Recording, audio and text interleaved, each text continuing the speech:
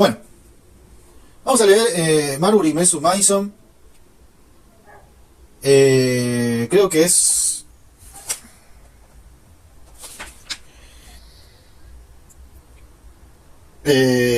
no sé quién es el texto,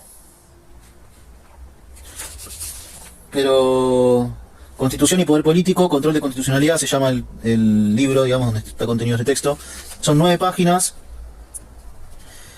Esto es la introducción de Control de Constitucionalidad. No sé bien de quién es el autor del texto. Habla de Vidal Campos, pero tampoco me parece que es un fallo, sino que es la explicación del fallo. Pero no sé, porque igual en otro lado no lo encontramos a este Marbury Mesu Mason, así que supongo que acá dentro de este texto también está contenido el fallo. Como sea, lo leemos. Según lo que entendí, le toca para exponer a un grupo la semana que viene, o sea, mañana, la próxima clase. De Derecho Constitucional Vygotsky. Bien, arrancamos. Hay muchas formas de estructurar un curso de Derecho Constitucional. Esto está en la introducción, Control de Constitucionalidad, capítulo primero, A, Introducción. Hay muchas formas de estructurar un curso de Derecho Constitucional. Como una constitución es el conjunto de normas que gobiernan el sistema político de la sociedad, muchos autores han preferido cursos que ponen énfasis en la teoría política y alientan el estudio de las constituciones y teorías políticas de otros países y culturas para mostrar al alumno la variedad de sistemas de organización posibles. Para otros profesores, el hecho de que la Constitución tenga que funcionar como el conjunto de normas de fondo de la sociedad implica que un curso de Derecho Constitucional configure el estudio de la historia de las instituciones políticas en Argentina como un curso de ciencia política más que un curso de Derecho. Los grandes tratadistas de Derecho Constitucional argentino combinan el punto de vista teórico con una conciencia de la historia y la realidad institucional. No es una coincidencia que el catedrático Germán Vidal Campos, en su manual de Derecho Constitucional, comience su exposición con una tipología de constituciones que admite la realidad política. Además de explicar que hay países con constituciones escritas y otros con constituciones no escritas o consuetudinarias. Y países que utilizan constituciones flexibles que admiten su enmienda y otros con constituciones que se declaran irreformables.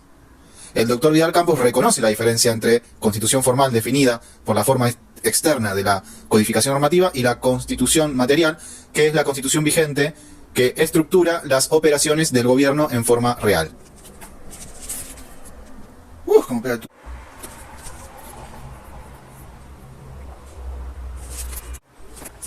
Este libro espera continuar con la tradición de Vidal Campos, imitando su énfasis en la fusión de lo jurídico y lo político, pero con otro enfoque. Todos los autores argentinos de textos de derecho constitucional, la gran mayoría de los principales actores políticos actuales, y todos los que han investigado los orígenes de la Constitución argentina, como fuera escrita y después como fuera escrita y después reformada en 1853 y 1860, afirman que la Corte Suprema de la Nación, como la cabeza del Poder Judicial, es la última autoridad sobre la interpretación de la Constitución frente a actos de gobierno que tienen consecuencias jurídicas. Hoy en día, la doctrina fundamenta este concepto en la combinación de los artículos 31 y 100 de la Constitución. El artículo 31 de la Constitución Nacional, junto con los artículos 28 y 29, establece su supremacía cuando dice que esta Constitución, las leyes de la Nación, que en su consecuencia se dicten por el Congreso y los tratados con las potencias extranjeras, son la ley suprema de la Nación. El artículo 100 de la Constitución dispone: corresponde a la Corte Suprema y a los tribunales inferiores de la Nación el conocimiento y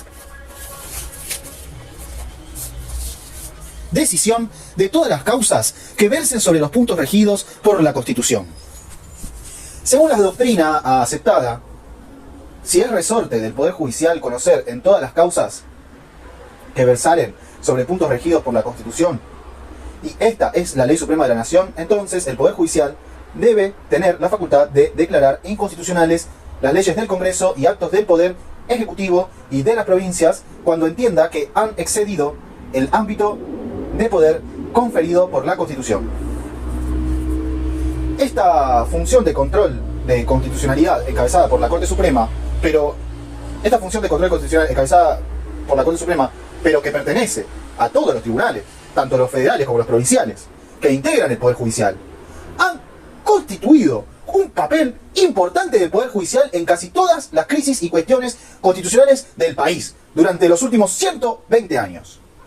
A veces, la participación del Poder Judicial en su resolución no ha sido decisiva en comparación con otras fuerzas políticas, pero su autoridad también puede ser vista como un barómetro del alcance del Estado de Derecho vigente en Argentina en el curso de su historia.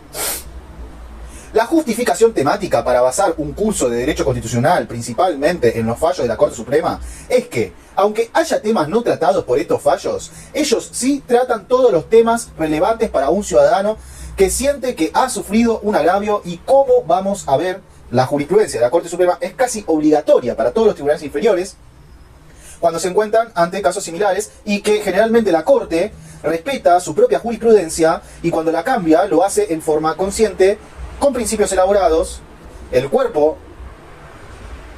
de Derecho Constitucional. No. Con principios elaborados, el cuerpo de jurisprudencia de la Corte Suprema conforma en gran parte lo que es el derecho constitucional.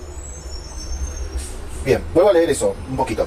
La justificación temática para basar un curso de Derecho Constitucional, principalmente en los fallos de la Corte Suprema, es que, aunque haya temas no tratados por estos fallos, ellos sí tratan todos los temas relevantes para un ciudadano que siente que ha sufrido un agravio y por ende desarrollan los temas más relevantes para un abogado. Dado que, como vamos a ver, la jurisprudencia de la Corte Suprema es casi obligatoria para los tribunales inferiores cuando se encuentran ante casos similares, y que generalmente la Corte respeta su propia jurisprudencia, y cuando la cambia lo hace en forma consciente con principios elaborados. El cuerpo de jurisprudencia de la Corte Suprema conforma en gran parte lo que es el derecho constitucional. Ahí se entiende un poquito mejor.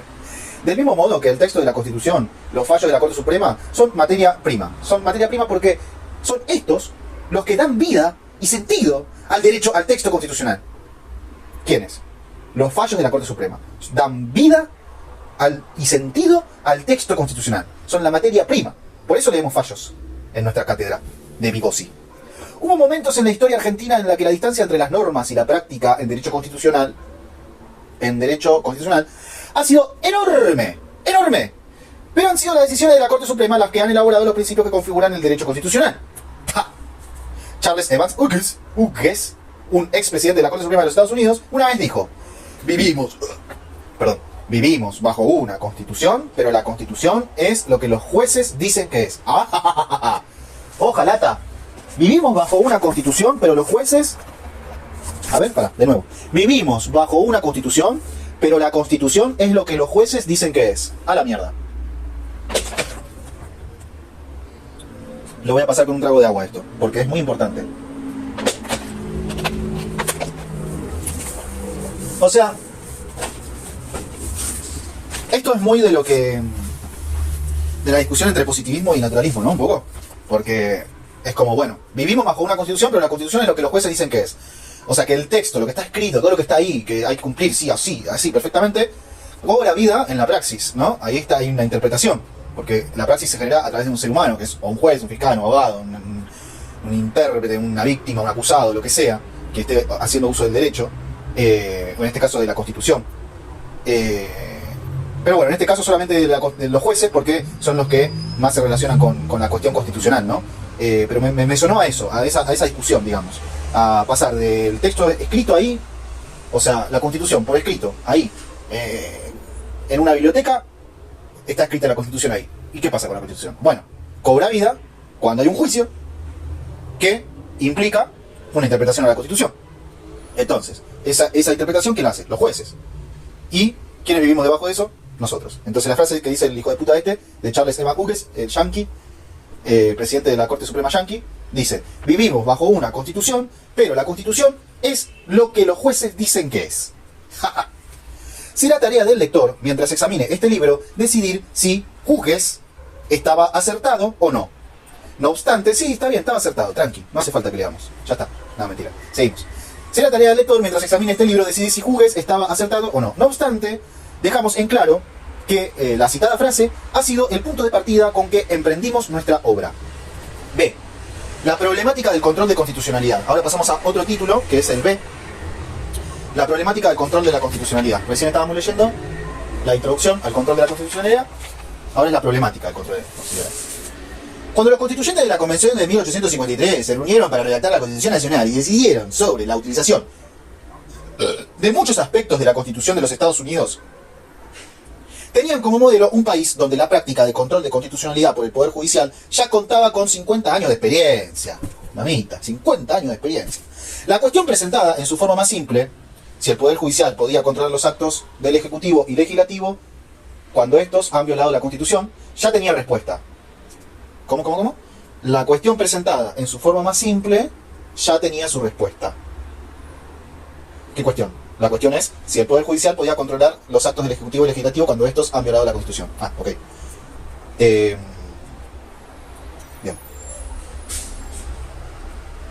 O sea, lo que dice acá es que cuando los constituyentes de la Convención de 1853 se reunieron para redactar la Constitución Nacional, decidieron sobre la utilización de muchos aspectos de la Constitución de los Estados Unidos. Ok, en el 53, creo que era Alberdi, se pusieron a escribir la Constitución, agarraron la de Estados Unidos. Tenían como modelo un país donde la práctica del control de constitucionalidad era por el Poder Judicial, ¿no? Que ya contaba con más de 50 años de experiencia. Claro, la de Estados Unidos, bien, piola. La cuestión presentada en su forma más simple era si el Poder Judicial podía controlar los actos del Ejecutivo y Legislativo cuando estos han violado la Constitución. Ya tenía respuesta. ¿Qué respuesta? No sé. No obstante, aunque Argentina implícitamente adoptó la institución de control de constitucionalidad al adoptar los artículos 100 y 101 de la Constitución, un texto idéntico al artículo 3 de la Constitución estadounidense, el control de constitucionalidad no está explícitamente desarrollado ni en la Constitución argentina ni en su modelo estadounidense. En el momento en que John Marshall, el presidente de la Corte Suprema de los Estados Unidos en 1803, hizo en el fallo Marbury versus Madison la primera declaración de constitucionalidad por el Poder Judicial recordada en la historia del constitucionalismo, él no contaba con el beneficio de antecedentes de un texto constitucional claro. Ok. O sea que este Marbury versus Madison que vamos a leer ahora, dice, en el momento en que John Marshall, el presidente de la Corte Suprema de los Estados Unidos en 1803, hizo en el fallo de Marbury versus Madison la primera declaración de inconstitucionalidad. Marbury versus Madison es la primera declaración de inconstitucionalidad declarada por el Poder Judicial. O sea, en realidad eso es lo que tiene que hacer el Poder Judicial, ¿no? Nosotros estamos como muy acostumbrados a que nunca pase nada, a que nunca pase una verga. Y la verdad que para eso está el Poder Judicial. Para declarar la inconstitucionalidad de las cosas que van pasando, ¿no? Milei, la concha de tu madre. Y el otro hijo de puta también, el que juez ese de la Corte Suprema, que firmó 200 cosas y se fue. Dale, hermano, no podés. García Mancilla, hijo de mi puta. Ahí me salió el nombre. Dice, en el momento en que John Marshall, presidente de la Corte Suprema de los Estados Unidos en 1803, hizo en el fallo Marbury versus Madison la primera declaración de constitucionalismo, de inconstitucionalidad por el Poder Judicial recordada en la historia del constitucionalismo, él no contaba con el beneficio de antecedentes de un texto constitucional claro. O sea que en ese momento todavía no había un texto constitucional claro. O sea, había una constitución, pero no estaba de todo clara ahí en Yanquilandia.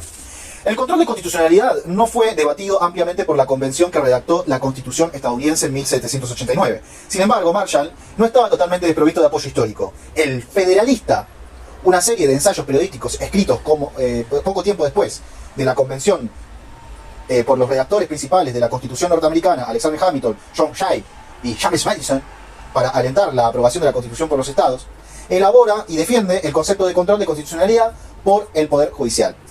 Más la resolución definitiva del tema solamente, más la resolución definitiva del tema solamente surgió con la decisión recaída en Marbury versus Madison. Parece una telenovela, Marbury versus Madison.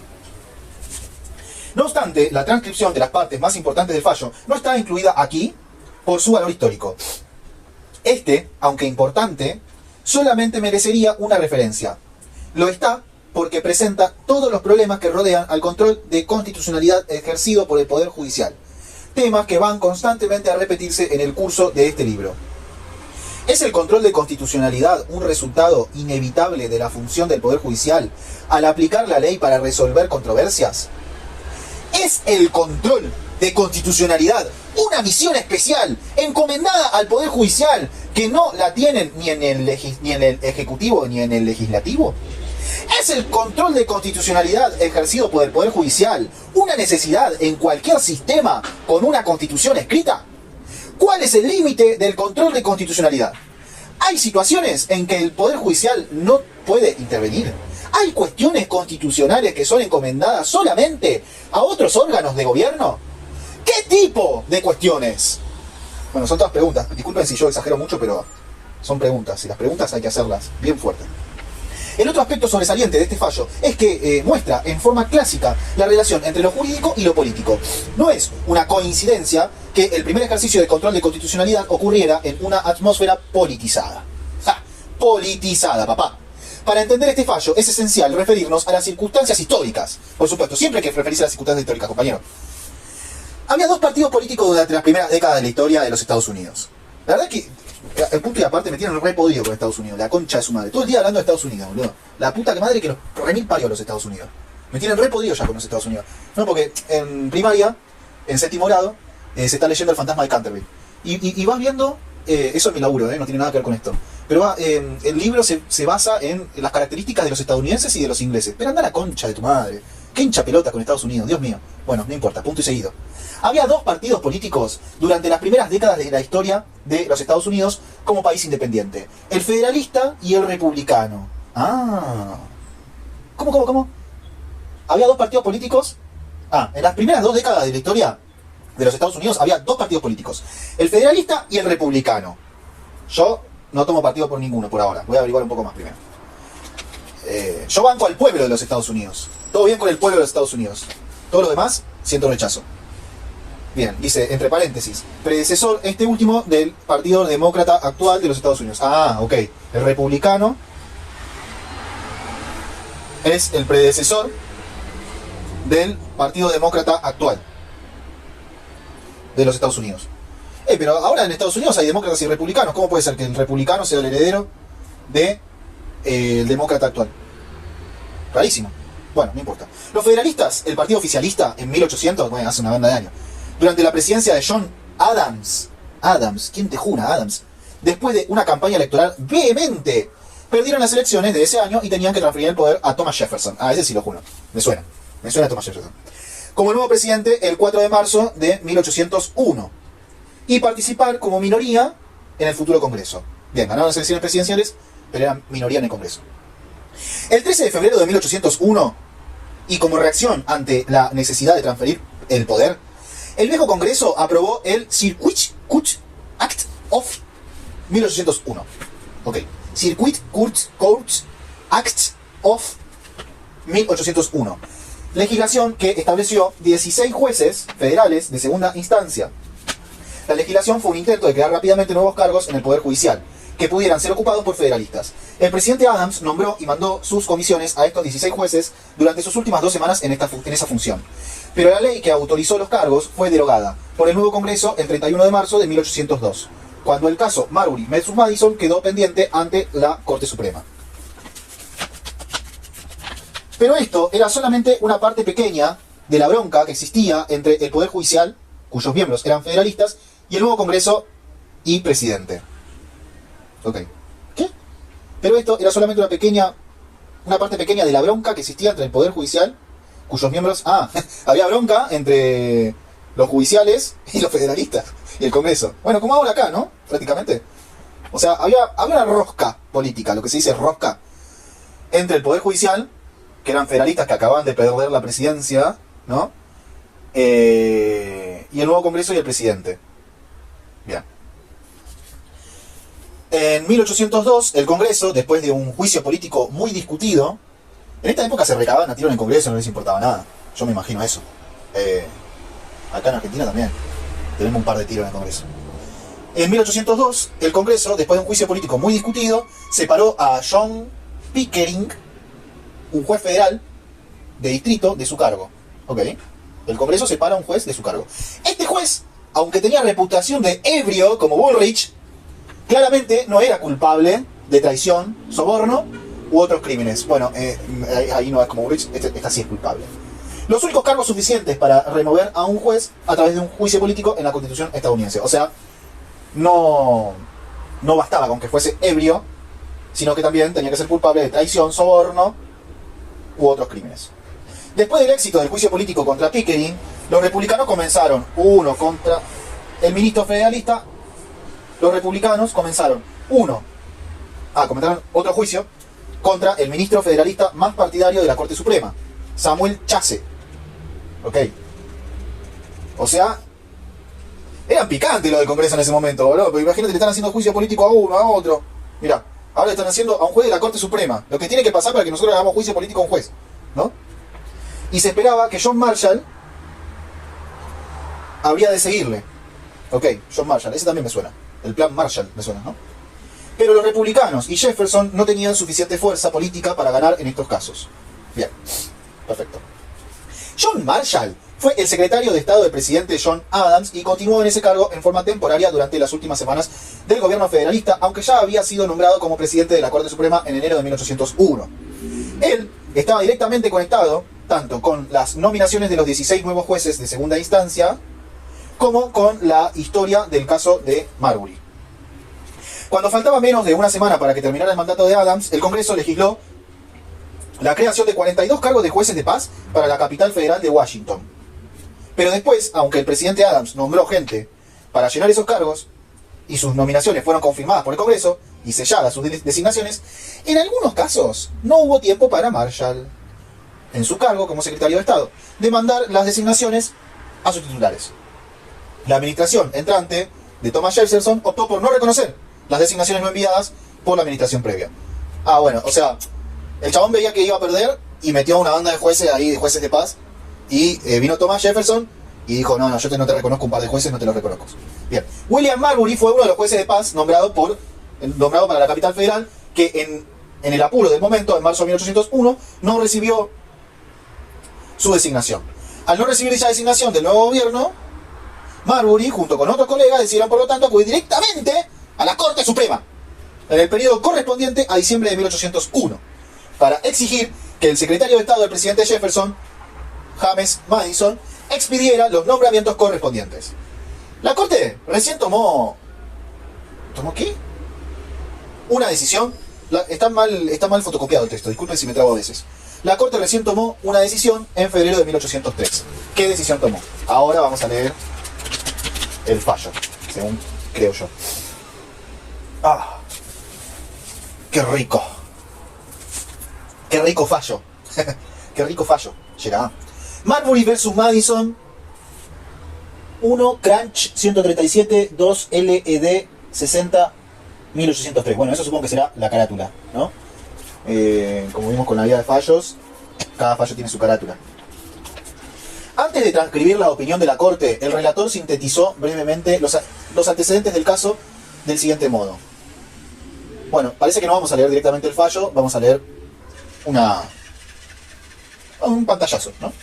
Que dice así: antes de transcribir la opinión de la Corte, el relator sintetizó brevemente los antecedentes del caso del siguiente modo. En el último periodo, esto es diciembre de 1801, William Marbury, Dennis Ramsay, Robert Townsend y William Harper, a través de su abogado Charles Lee, ex ministro de Justicia de los Estados Unidos, solicitaron al tribunal que ordenara a James Madison manifestar las causas por las cuales la Corte debería abstenerse de exigirle la entrega de los nombramientos a los demandantes donde se los designaba jueces de paz del Distrito de Columbia.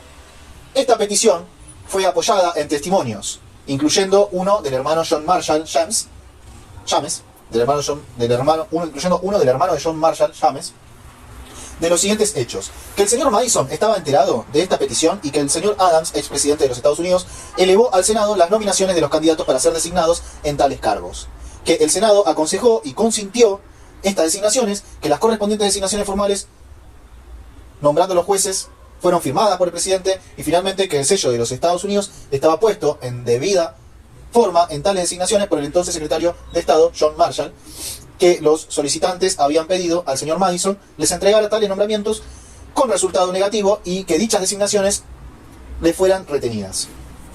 Ok.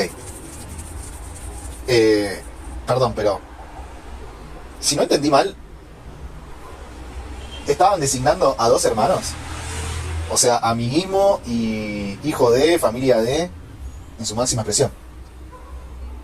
Bien.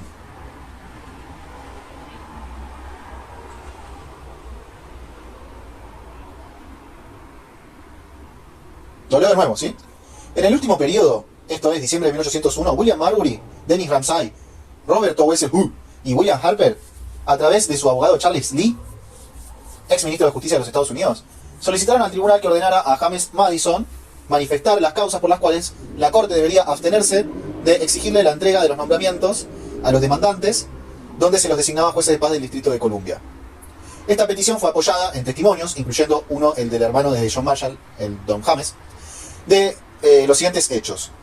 Que el señor Madison estaba enterado de esta petición y que el señor Adams, expresidente de los Estados Unidos, elevó al Senado las nominaciones de los candidatos para ser designados en tales cargos, que el Senado aconsejó y consintió estas designaciones, que las correspondientes designaciones formales nombrando a los jueces fueron firmadas por el presidente y finalmente que el sello de los Estados Unidos estaba puesto en debida forma en tales designaciones por el entonces secretario de Estado John Marshall, que los solicitantes habían pedido al señor Madison les entregara tales nombramientos con resultado negativo y que dichas designaciones les fueran retenidas.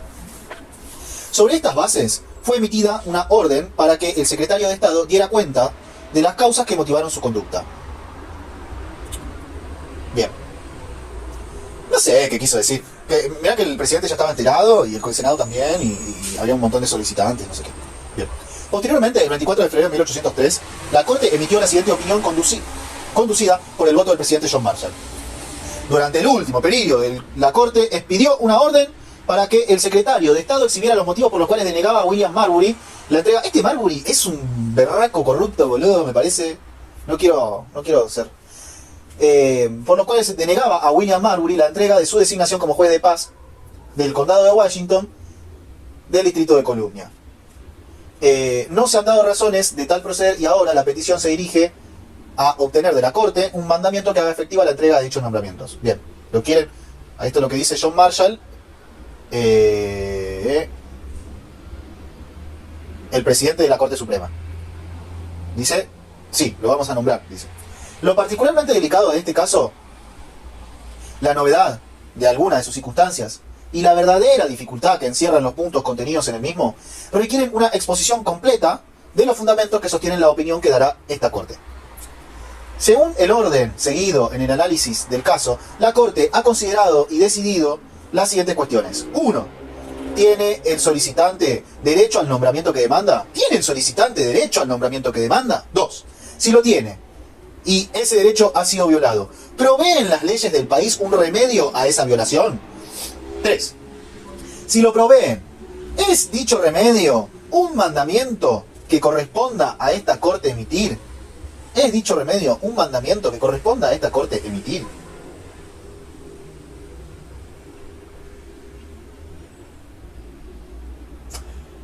De nuevo, según el orden seguido por el análisis del caso, la Corte ha considerado y decidido las siguientes cuestiones. ¿Tiene el solicitante derecho al nombramiento que demanda? Si lo tiene, y si ese derecho ha sido violado, ¿proveen las leyes del país un remedio a esa violación? Si lo proveen, ¿es dicho remedio un mandamiento que corresponda a esta Corte emitir, o sea, a la Corte Suprema? Ok. La primera cuestión es, ¿tiene el solicitante derecho al nombramiento que demanda? ¿Tiene derecho, Madison, Don Madison, a ser juez de paz de Columbia? Es decididamente la opinión de esta Corte que cuando un nombramiento ha sido firmado por el presidente de la designación, por el presidente, la designación debe considerarse hecha. O sea, si lo firmó Don Adams, todo piola, dice acá. Y que la misma es completa cuando tiene el sello de los Estados Unidos puesto por el secretario de Estado. Alright. Por lo tanto, teniendo en cuenta que su nombramiento fue firmado por el presidente y sellado por el secretario de Estado, el señor William Marbury está designado y, como la ley que crea el cargo dio al funcionario el derecho de ejercerlo por 5 años en forma independiente del Poder Ejecutivo, el nombramiento es irrevocable por conferir al funcionario designado derechos legítimos que están protegidos por las leyes de su país. Ok. La retención de su nombramiento es, por tanto, un acto que la Corte considera no respaldado por la ley y por ello violatorio de los legítimos derechos adquiridos. Esto nos conduce a la segunda cuestión. Si el derecho existe, ha sido violado, ¿proveen las leyes del país un remedio a esa violación? La esencia misma de la libertad civil consiste, ciertamente, en el derecho de todo individuo a reclamar la protección de las leyes cuando ha sido objeto de un daño.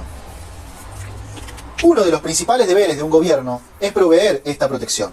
El gobierno de los Estados Unidos ha sido enfáticamente llamado un gobierno de leyes y no de hombres. Ok.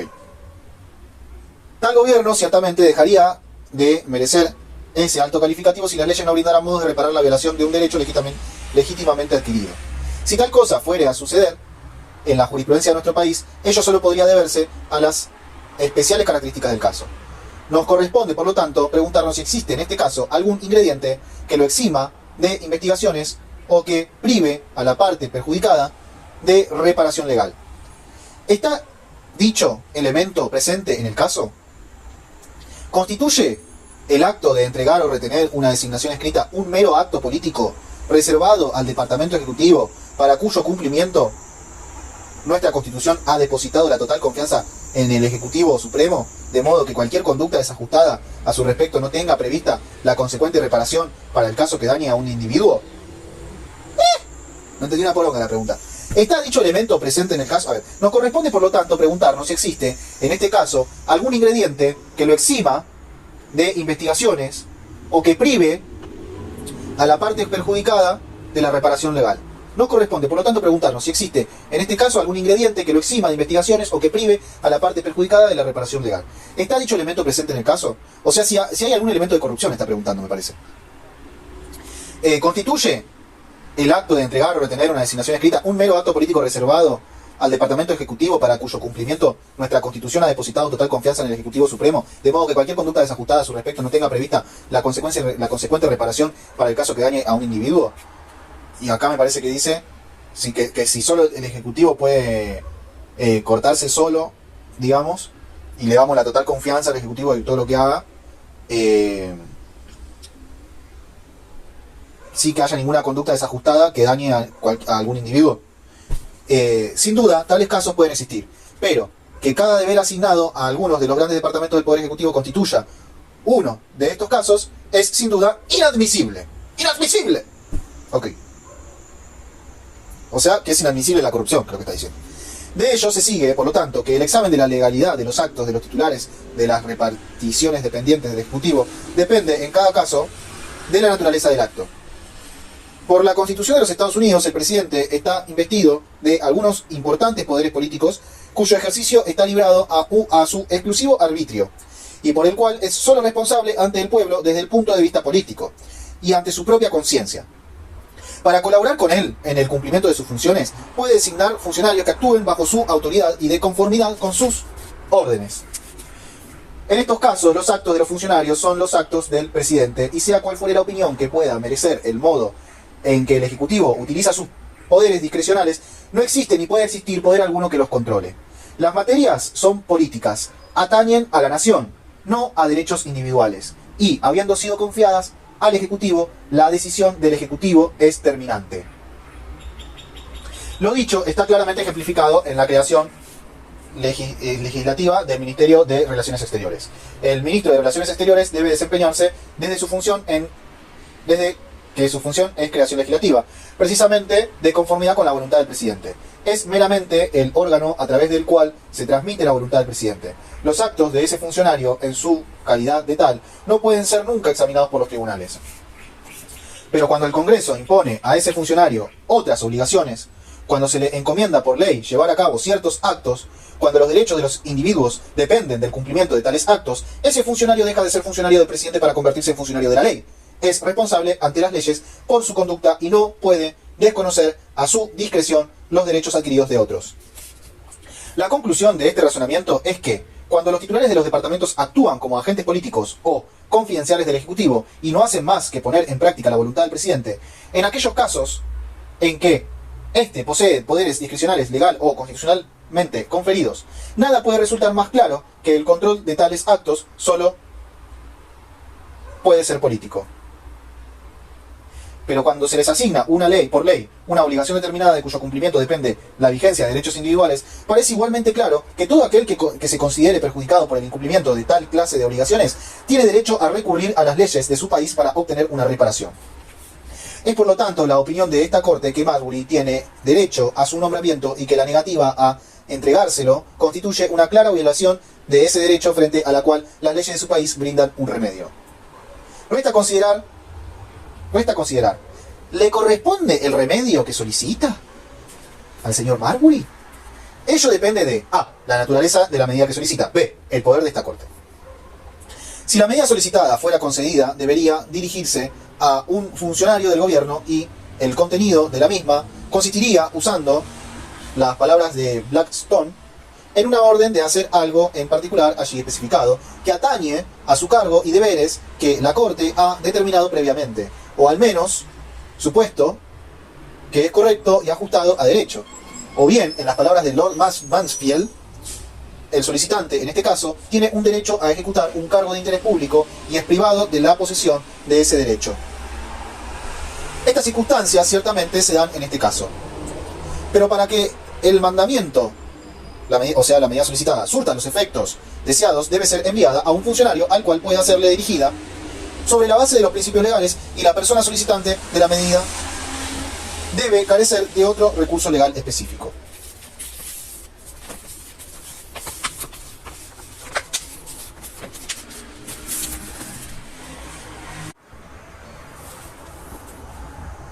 Respecto del funcionario al cual se dirigiría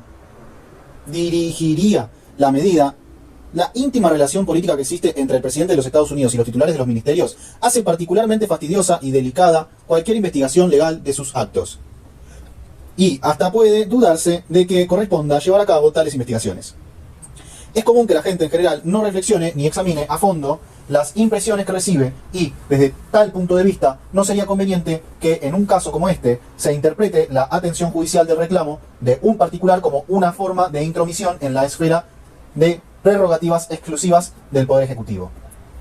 No es necesario que la Corte renuncie a toda su jurisdicción sobre tales asuntos. Nadie sostendría tan absurda y excesiva extravagancia ni por un momento. La competencia de la Corte consiste únicamente en decidir acerca de los derechos de los individuos y no en controlar el cumplimiento de los poderes discrecionales del presidente o sus ministros. Los asuntos que por naturaleza política o por disposición constitucional o legal están reservados a la decisión del Ejecutivo no pueden ser sometidos a la opinión de la Corte.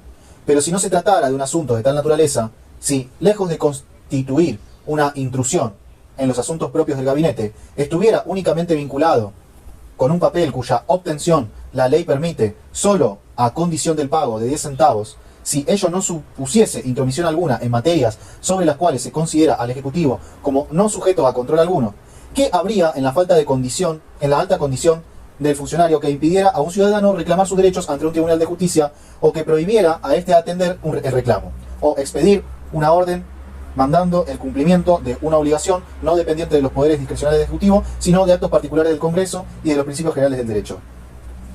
Si uno de los titulares de los departamentos de Estado comete un acto ilegal amparándose en su cargo, dando lugar a un reclamo de un ciudadano afectado, no puede sostenerse que su cargo por sí solo lo exima de ser juzgado por el procedimiento ordinario y obligado a obtener el juicio de la ley. ¿Cómo podría entonces su cargo exceptuarlo de la aplicación de este modo particular de decidir acerca de la legalidad de su conducta si el caso no reviste diferencia alguna con cualquier otro en el cual un individuo común sería procesado? Ya a esta altura no tengo la más puta idea de lo que está hablando. No sé si está hablando de Marbury o del presidente. No es por el cargo que tenga la persona, sino por la naturaleza de aquello que se le ordene hacer, que se juzgará la pertinencia del mandamiento. Cuando un ministro actúa en un caso en que se ejercen los poderes discrecionales del Ejecutivo y donde el funcionario actúa como mero órgano de la voluntad del presidente, correspondería rechazar sin la menor duda todo pedido a la Corte para que ejerza un control de tal conducta a cualquier respecto. Pero cuando la conducta del funcionario es encomendada por la ley, de modo tal que su cumplimiento o incumplimiento afecte los derechos absolutos de los individuos, la cual no se encuentra bajo la dirección del presidente y no puede presumirse que éste la haya prohibido, como por ejemplo registrar un nombramiento o un título de propiedad que ha cumplido todas las formalidades de la ley, o entregar una copia de tales registros, en esos casos no se advierte sobre qué base los tribunales de la nación podrán estar menos obligados a dictar sentencia que si se tratara de funciones atribuidas a otro individuo que no fuese ministro. Este, por lo tanto, es un claro caso en el que corresponde emitir un mandamiento, sea de entrega de la designación o de una copia de la misma extraída de los registros correspondientes, quedando entonces por resolver una sola cuestión. ¿Puede la Corte emitir ese mandamiento? La ley por la que se establecen los tribunales judiciales en los Estados Unidos autoriza a la Corte Suprema a emitir mandamientos en casos en que fuesen comprendidos según los principios y las costumbres del derecho, a cualquier tribunal o persona designado en su oficio bajo la autoridad de los Estados Unidos. Siendo el secretario de Estado un funcionario bajo la autoridad del gobierno de los Estados Unidos, se encuentra precisamente comprendido en las previsiones de la ley precitada.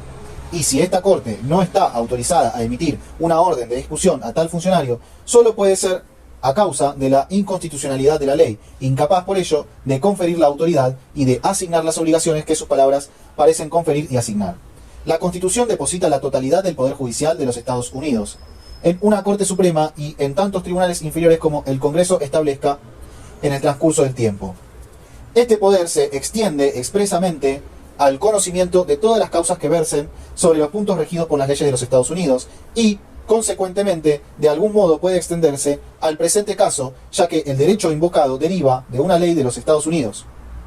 Al distribuir este poder, la Constitución dice: en todos los casos concernientes a embajadores, ministros y cónsules extranjeros, y en los que alguna provincia fuese parte, la Corte Suprema ejercerá jurisdicción ordinaria. En todos los casos mencionados anteriormente, la Corte Suprema ejercerá su jurisdicción por apelación.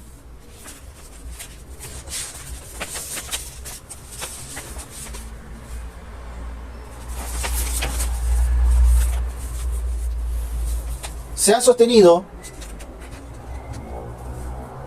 ante el tribunal que, como el otorgamiento constitucional de jurisdicción a la Corte Suprema y a los tribunales ordinarios es general, y la cláusula que asigna las causas de jurisdicción originaria a la Corte Suprema no contiene expresiones negativas o restrictivas, el Poder Legislativo mantiene la facultad de atribuir competencia originaria a la Corte en otros casos que los precedentemente indicados, tomando en cuenta que tales casos pertenecen al Poder Judicial de los Estados Unidos.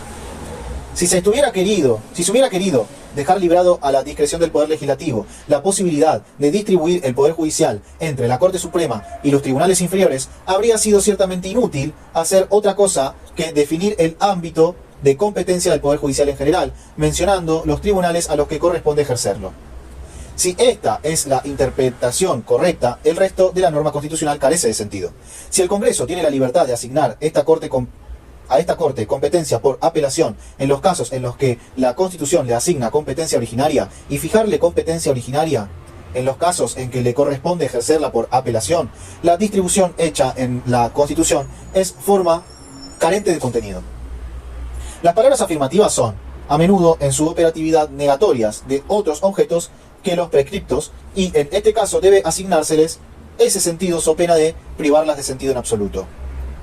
No puede presumirse que cláusula alguna de la Constitución esté pensada para no tener efecto, y por lo tanto la interpretación contraria es inadmisible salvo que el texto expreso de la Constitución así lo manifieste.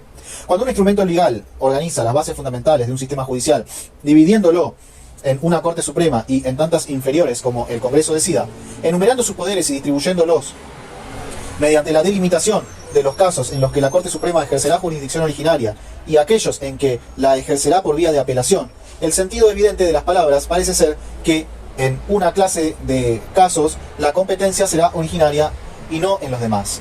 Si cualquier otra interpretación convirtiera en inoperante dicha cláusula, tendríamos allí una razón adicional para rechazarla y para adherir al sentido obvio de las palabras. Luego, para que esta Corte esté en condiciones de emitir una orden de ejecución como la que se pide, debe demostrarse que se trata de un caso de competencia por apelación.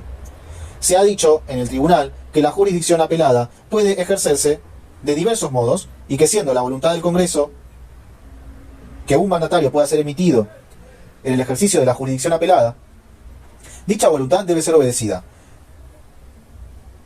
Esto es cierto, pero no obstante ello, la jurisdicción debe ser apelada y no originaria. Es el criterio esencial de la jurisdicción por apelación que ella abarca tópicos previamente determinados y no crea otros nuevos. Por ello, aunque es posible emitir un mandamiento a los tribunales inferiores, hacerlo respecto de un funcionario para que entregue un documento es lo mismo que intentar una acción originaria para la obtención de dicho documento. Y por ello no parece pertenecer a la jurisdicción apelada, sino a la originaria. Tampoco es necesario, en este caso, capacitar a la Corte para que ejerza su competencia por vía de apelación. Por lo tanto, la autoridad otorgada a la Corte Suprema por la Ley de Organización Judicial de los Estados Unidos para emitir órdenes directas de ejecución de conductas a funcionarios públicos no parece estar respaldada en la Constitución y hasta se hace necesario preguntarse si una competencia así conferida puede ser ejercida. La pregunta acerca de si una ley contraria a la Constitución puede convertirse en ley vigente del país es profundamente interesante para los Estados Unidos, pero, felizmente, no tan complicada como interesante. Para decidir esta cuestión parece necesario tan solo reconocer ciertos principios que se suponen establecidos como resultado de una prolongada y serena elaboración.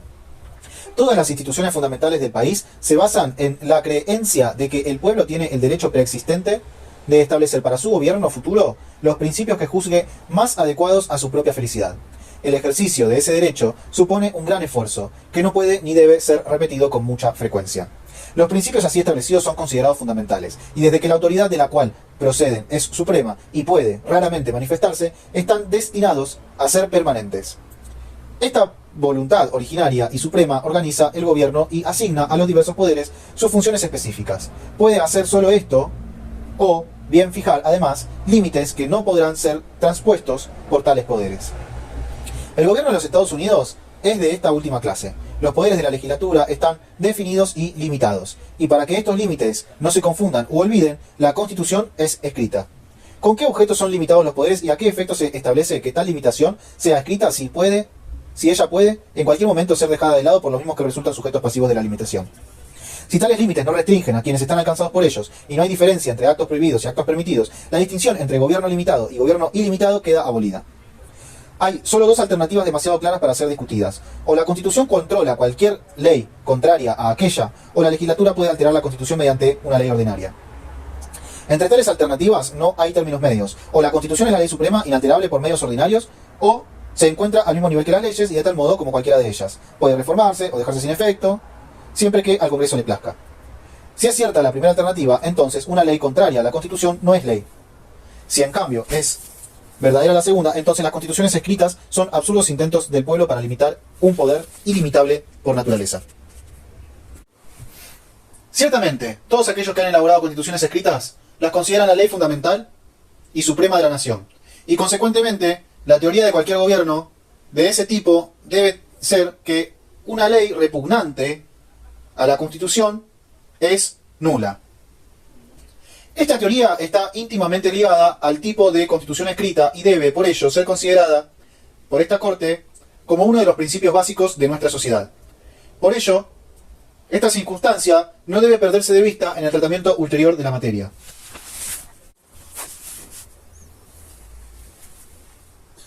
Ciertamente, todos aquellos que han elaborado constituciones escritas las consideran la ley fundamental y suprema de la nación. Consecuentemente, la teoría de cualquier gobierno de ese tipo debe ser que una ley repugnante a la Constitución es nula.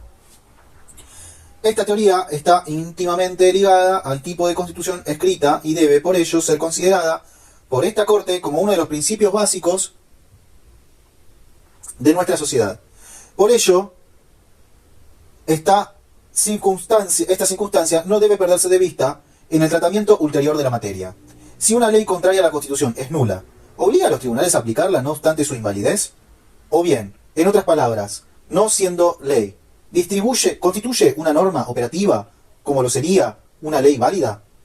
Ello anularía, en la práctica, lo que se estableció en la teoría y constituiría, a primera vista, un absurdo demasiado grueso para insistir en él.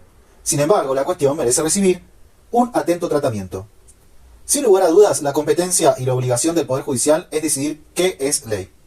Los que aplican las normas a casos particulares deben, por necesidad, exponer e interpretar esa norma. Si dos leyes entran en conflicto entre sí en el tribunal, Entre sí, el tribunal debe decidir acerca de la validez y aplicabilidad de cada una. Del mismo modo, cuando una ley está en conflicto con la Constitución y ambas son aplicables a un caso, de modo que la Corte debe describirlo conforme a la ley desechando la Constitución o conforme a la Constitución desechando la ley, la Corte debe determinar cuál de las normas en conflicto gobierna el caso.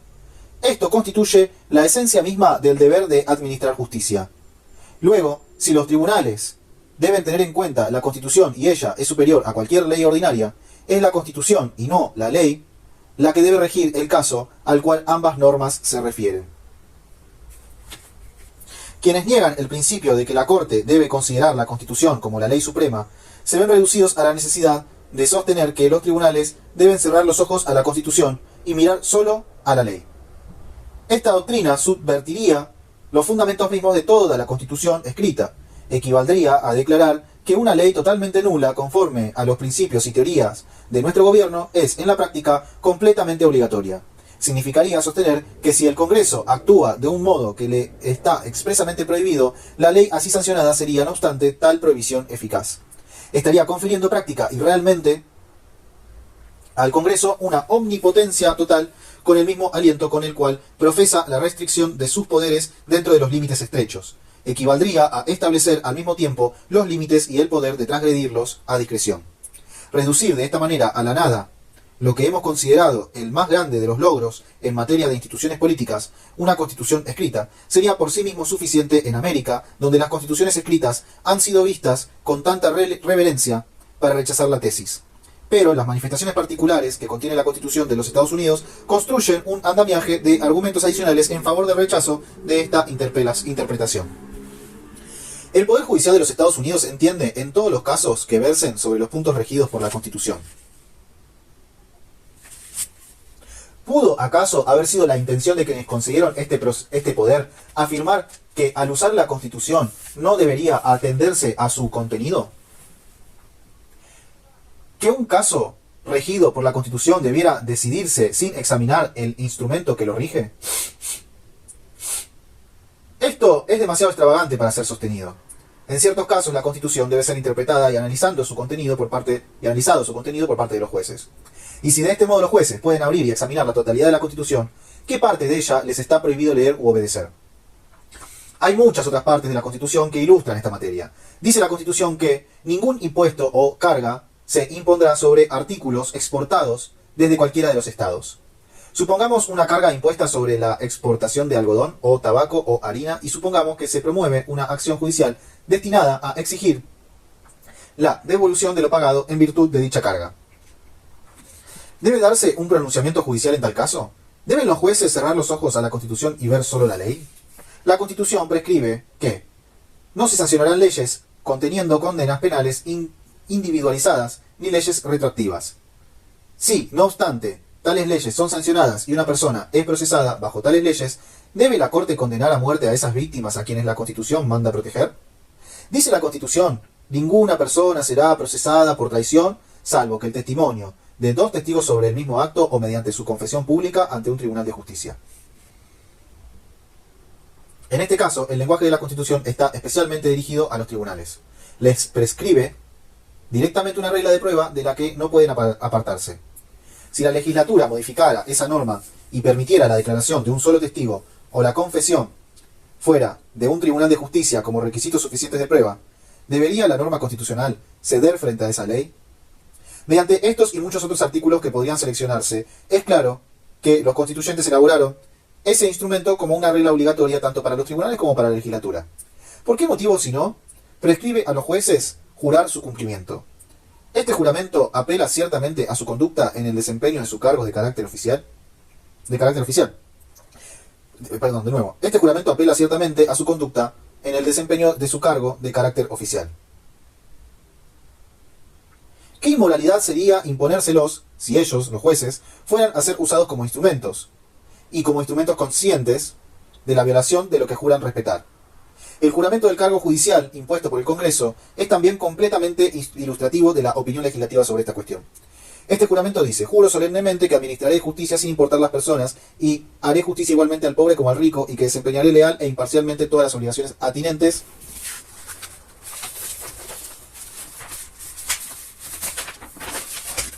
a mi cargo como de acuerdo a mis mejores capacidades y comprensión conforme a la Constitución y las leyes de los Estados Unidos. ¿Por qué motivo jura un juez desempeñar sus deberes de acuerdo con la Constitución de los Estados Unidos si esa Constitución no fuera una norma obligatoria para su gobierno? Si estuviese cerrada sobre él y no pudiera ser inspeccionada por él. Si fuera ese el estado real de las cosas, constituiría algo peor que una solemne burla. Pero además de ello, imponer tanto como jurar en estos términos sería una hipocresía. No es tampoco inútil observar que, al declarar cuál será la ley suprema del país, la Constitución en sí misma es mencionada en primer lugar, y no todas las leyes de los Estados Unidos tienen esta calidad, sino solo aquellas que se hagan de conformidad con la Constitución. De tal modo, la terminología especial de la Constitución de los Estados Unidos confirma y enfatiza el principio que se supone esencial para toda la Constitución escrita, de que la ley repugnante a la Constitución es nula y que los tribunales, así como los demás poderes, están obligados por ese instrumento. Por ello, se rechaza la petición del demandante. Cúmplase.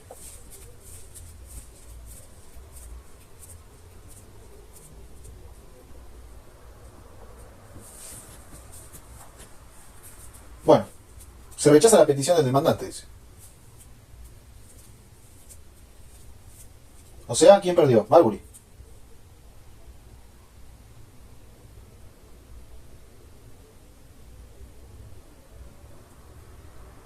Preguntas y notas. Este fallo es uno de los más difíciles de interpretación entre los que se incluyen en este libro.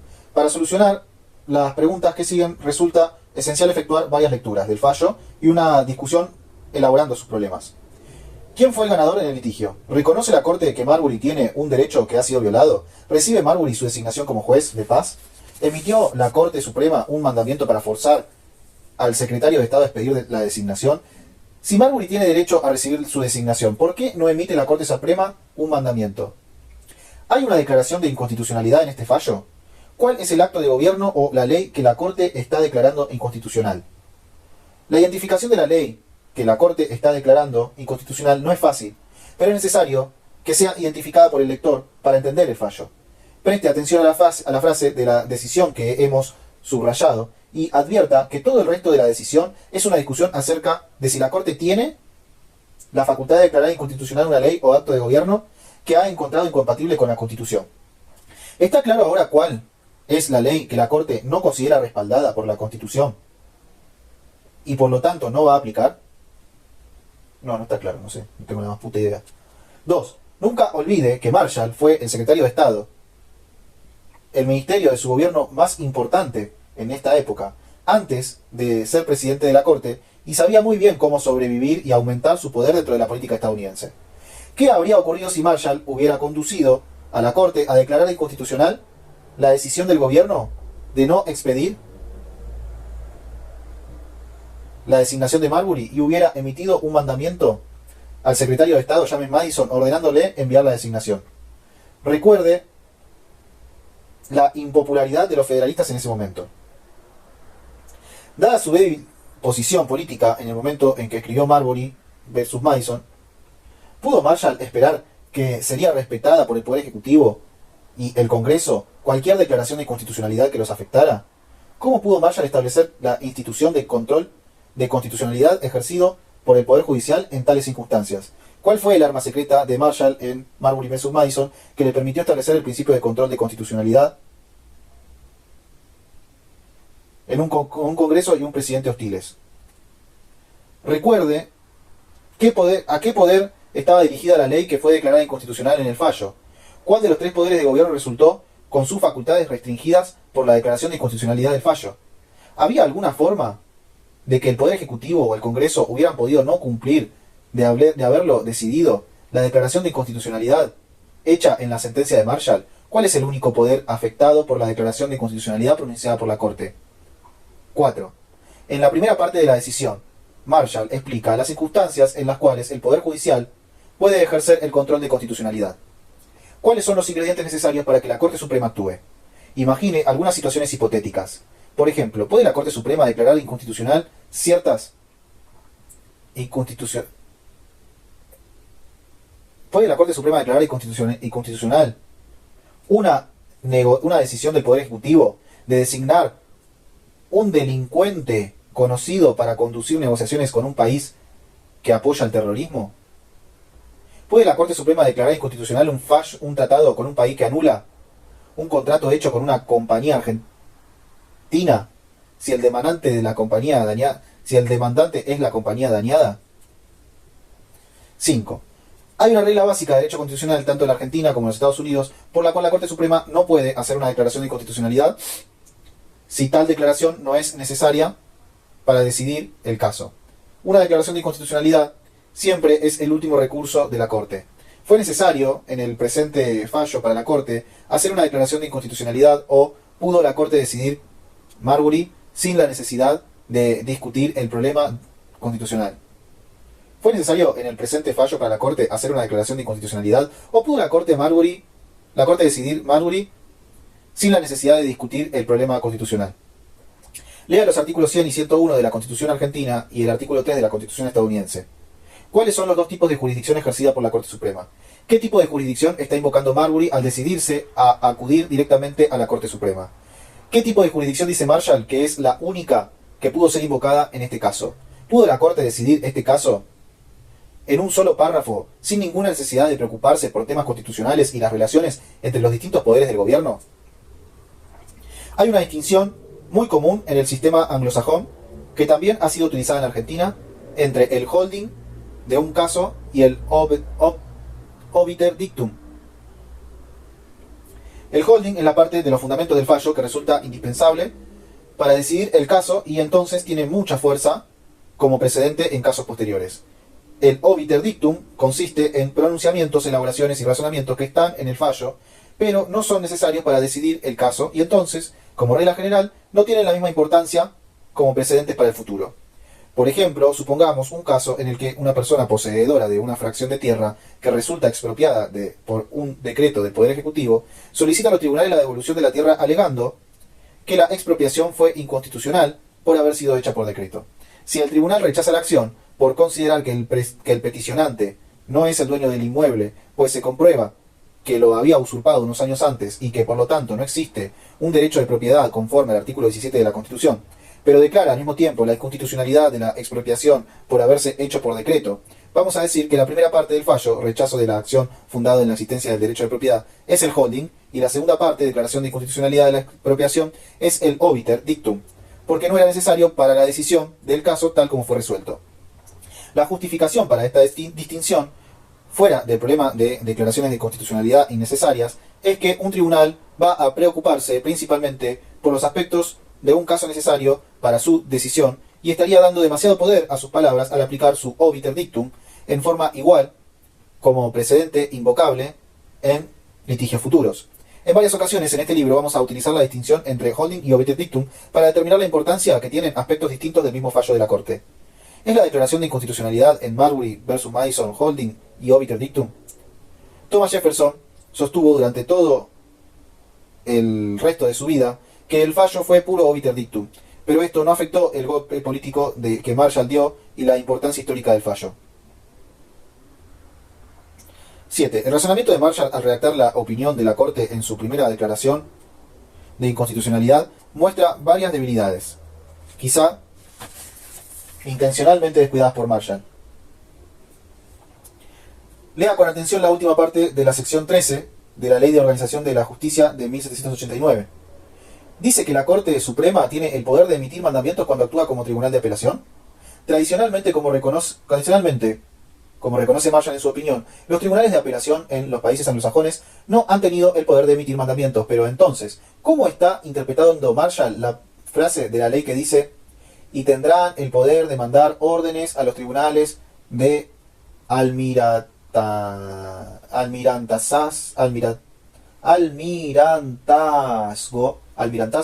y mandamientos en casos en que fuesen comprendidos según los principios y las costumbres del derecho? Si tradicionalmente los tribunales de apelación no podían emitir mandamientos, ¿cómo interpretaría usted principios y costumbres del derecho? Si una declaración de inconstitucionalidad es un acto extraordinario que tiene que ser invocado con mucha prudencia, y si hay una ley que puede ser interpretada de dos formas, una de las cuales implica que la ley sea inconstitucional y la otra que sea constitucional, ¿cuál interpretación generalmente escogería un juez? 8. Dice la Constitución, al discriminar entre la jurisdicción originaria de la Corte Suprema y la jurisdicción por apelación, que la Corte Suprema no puede emitir mandamientos cuando actúa en jurisdicción apelada. Consideramos este problema en Sojo, que es el fallo que sigue, dice acá. 9. ¿Cuál es la justificación en el fallo para el control de constitucionalidad por el Poder Judicial? ¿Está de acuerdo con Marshall cuando dice hay solo dos alternativas demasiado claras para ser discutidas? O la Constitución controla cualquier ley contraria a aquella, o la legislatura puede alterar la Constitución mediante una ley ordinaria. Entre tales alternativas no hay términos medios. O la Constitución es la ley suprema, inalterable por medios ordinarios, o se encuentra al mismo nivel que las leyes, y de tal modo como cualquiera de ellas puede reformarse o dejarse sin efecto, siempre que al Congreso le plazca. Si es cierta la primera alternativa, entonces una ley contraria a la Constitución no es ley. Si en cambio es verdadera la segunda, entonces las constituciones escritas son absurdos intentos del pueblo para limitar un poder ilimitable por naturaleza. ¿Está de acuerdo con Marshall cuando dice que los jueces están obligados a ejercer control de constitucionalidad sobre las leyes y actos de gobierno porque prestan un juramento de juzgar de conformidad con la Constitución? Lea el artículo 80 de la Constitución argentina. El presidente de los Estados Unidos y los miembros del Congreso prestan un juramento parecido. ¿Es verdad que solamente hay una Constitución cuando existe control de constitucionalidad ejercido por el Poder Judicial? ¿Cuál es realmente la cuestión de fondo en Marbury, si puede existir una Constitución sin control de constitucionalidad o quién va a ejercer ese control? 10. Tanto el artículo 3 de la Constitución estadounidense como el artículo 101 de la Constitución argentina dicen que la Corte Suprema ejercerá su jurisdicción por apelación según las reglas y excepciones que prescriba el Congreso. ¿Puede el Congreso eliminar la jurisdicción de la Corte Suprema en una materia para evitar la amenaza de una declaración de inconstitucionalidad? ¿Es la existencia de esta posibilidad un argumento a favor de que los constituyentes no previeran un sistema amplio de control de constitucionalidad? El tema sigue sin resolución, pero ha causado mucho debate en Estados Unidos. Ah, la concha de tu madre, qué difícil es esto, loco. Voy a cambiar de carrera, la puta que nos parió. Bueno, terminamos acá el texto este de Marbury versus Madison. Básicamente no entendí nada, pero sí entendí que Marbury perdió y no le dieron el cargo. Tanto quilombo por un puestito de juez, hijo de puta. Nada, eso.